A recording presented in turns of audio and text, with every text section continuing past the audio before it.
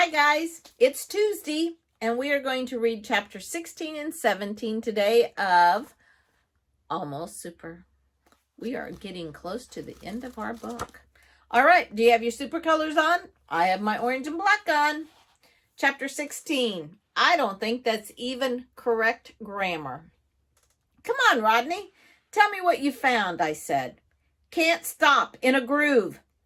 Rodney stopped typing long enough to drain a glass of goat's milk, then started up again.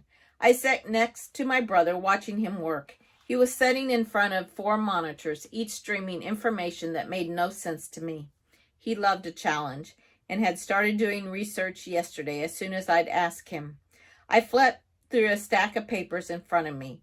One of them was an email from Oscar Redding to our family, just like the one he'd sent to the Johnsons. Like Benny said, it made sense. We destroyed his factory during one of our battles, so he wanted to get the families to stop fighting. From what I could tell, Oscar worked with the Johnsons until they agreed to meet with our family. Then Oscar had contacted Grandpa. Grandpa had discussed it with the family and said we were willing to talk, but Oscar never wrote back. He'd worked so hard to get the families to meet, and then for some reason he just dropped the whole issue.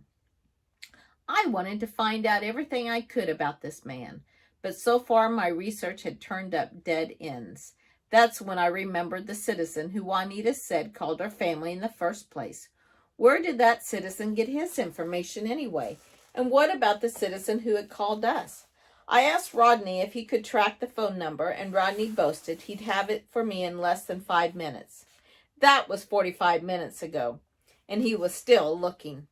My brother stopped typing, but it was only to push his glasses further up his nose. He scoured at the screen. Oh, you think a triple-cross transatlantic relay pattern is going to stop me? Rodney said to his computer. Well, that's child's play, my friend. Do you hear me? Child's play. And he started typing again. Do you think you'll be able to find it? I asked. Rodney stopped, looked over his glasses at me. Please, Rafter, it's me you're talking to. And he went back to work. A speaker on the desk crackled to life. Rodney, Rafter, it's dinner time. Come and get it while it's cold. That was Mom's little joke. It seemed like every other night we had cold mashed potatoes and chard for dinner. Another superhero diet staple. I pressed a button on the speaker. We'll be right up, Mom. Rodney tapped the return key and stared at the screen. And there we have it, he pointed to the monitor. October J. That's who owns the phone that called in the robbery at the White Knight? October Johnson? You know what that means, right, Rafter? I had no idea what it meant. You have cracked the problem that has been plaguing us for years. What problem is that? I didn't feel like I had cracked anything. The Johnsons usually only send 4 people to the battles, Rodney said. We usually have 6 to 8, and yet they still manage to win half the time. He tapped the screen. This is why. I still don't get it, I admitted. The J doesn't have to stand for Johnson. Maybe it stands for something else. Rodney ignored me. They know where the battles are going to be ahead of time. It's like having home court advantage. They decided where they want to fight, and then they call us up and go running. That's why we struggle, even though we have more people. I wasn't convinced. Maybe. Rodney flicked the power switch and headed upstairs. I followed. I stopped on the 3rd stair from the top. If Rodney was right, then that meant Juanita had been lying. Not about everything. I really did believe she had worthless powers now, but maybe she wasn't giving us the whole truth. But once again, I felt the nagging sensation that I was missing something. A key piece of information. Tactics. Something tickled the back of my brain. Why did Oscar Redding stop trying to reconcile the families? That seemed to be crucial.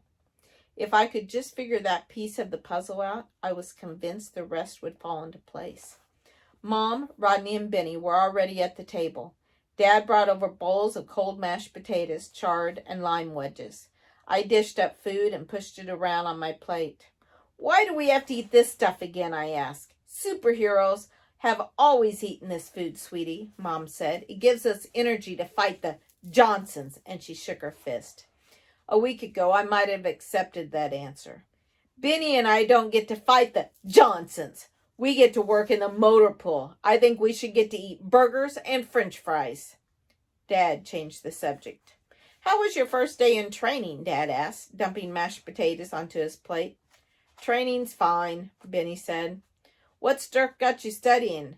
Flamethrowers, the modified 1942 Army Jeep? Or what about the grappling hook on the Hoovercraft? Or when you hook that baby up to a helicopter, all sorts of funny stuff happens. Glove compartments, Benny said. Glove compartments? Dad asked.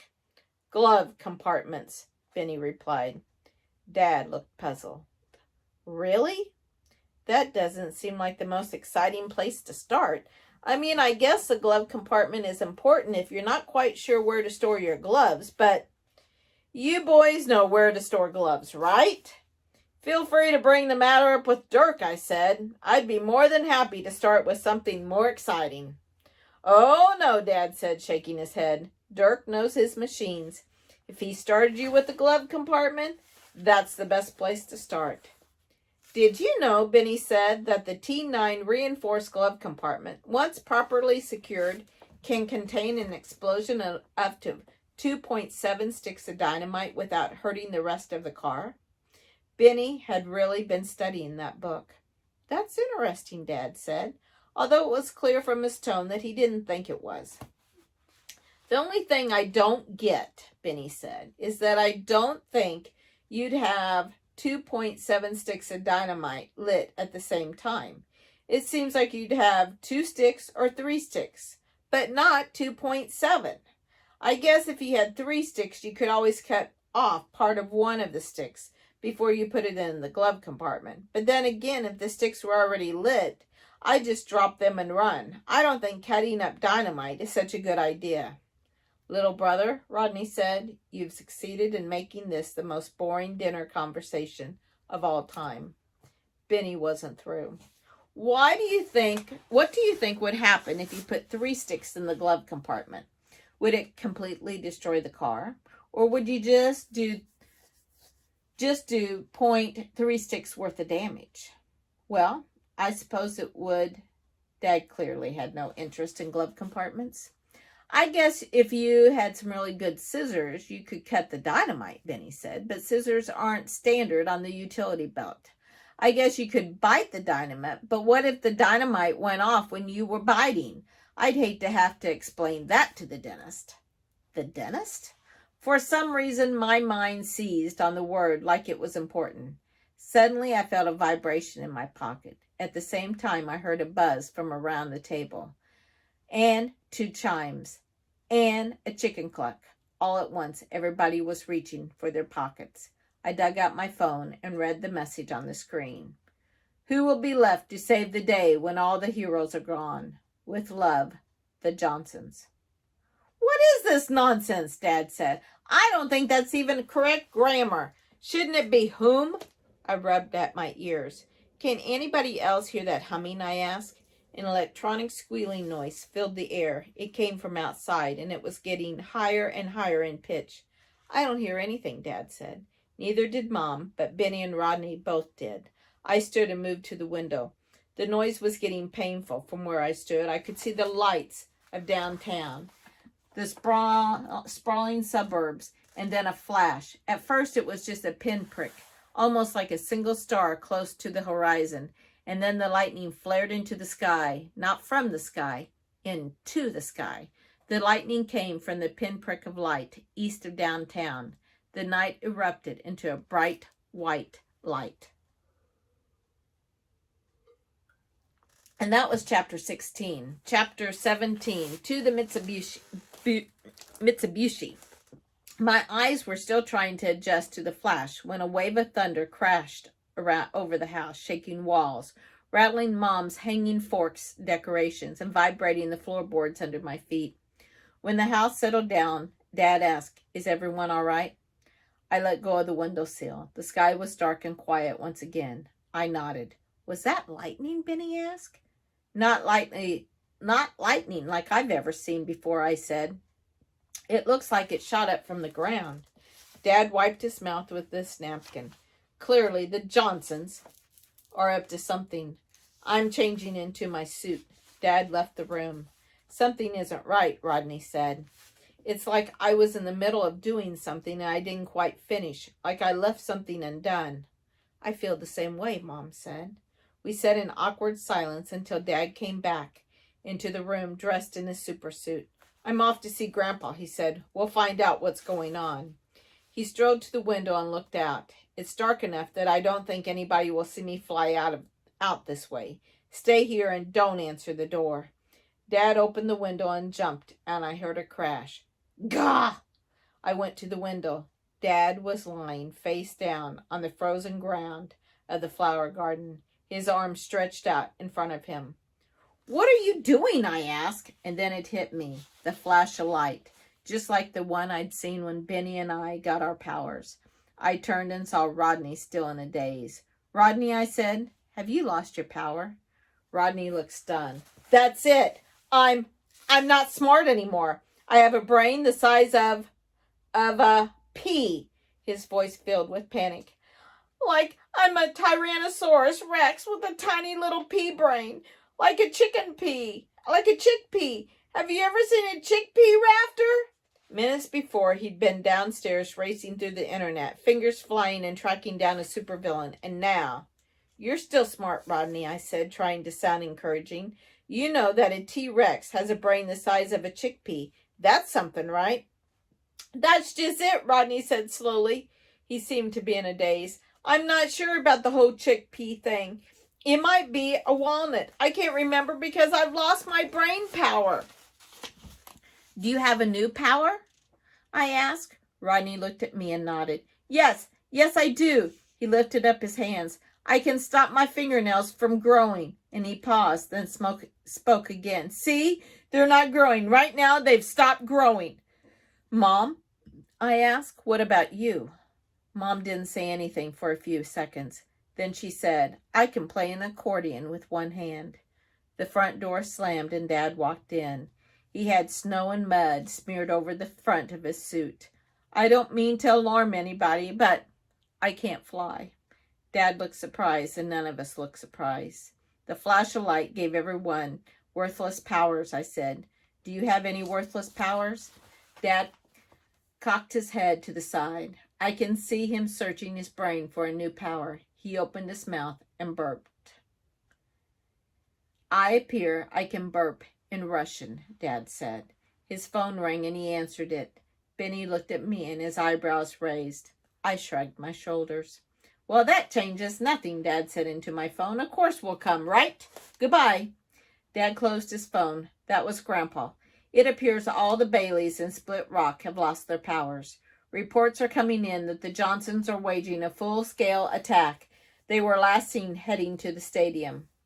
What does Grandpa want us to do? Rodney asked. Grandpa said it was probably safest to get out of the city, but that's not what he's going to do, and it's not what I'm going to do either. I'm going to meet the supervillains at the stadium, with or without my powers. Rodney stood. I'm coming with you. Without my real power, I'm no good in the root cellar. I'll get my suit. Mom got up and left the room as well. Benny looked over at me, and I could read the look on his face as clearly as he was shouting. He wanted to go to the battle, but I shook my head. I had other plans, and I needed Benny's help. It didn't even seem to occur to Dad that we might come along. Even when all our powers were equally worthless, Dad still saw Benny and me as little kids. Mom and Rodney walked back into the room dressed in their suits. We can't fly, so we'll have to take the car, Dad said. And then in a booming superhero voice, he said, To the Mitsubishi! I followed them out to the garage.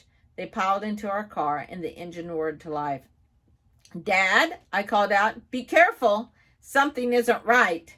Dad nodded, then backed the car out of the garage and was gone. Benny stood there, folding his arms. Once again, we're left sitting at home. And this time, we don't even get to watch the battle on the monitors. We're not going to sit at home, I said. Not this time. Really? Benny said. What are we going to do? I pulled up the message that Juanita had sent to me the day of the supermarket battle. I hit reply and typed a quick message. Meet us at Callahan Park, 10 minutes. We're going to talk to Juanita, I said, and we're going to solve this puzzle once and for all. And we'll stop there, and tomorrow we will start with chapter 18. It's the only day of the year we get to eat caramel. So we'll see you tomorrow for some more of Almost Super. Have a great day, guys. Love you. Happy reading.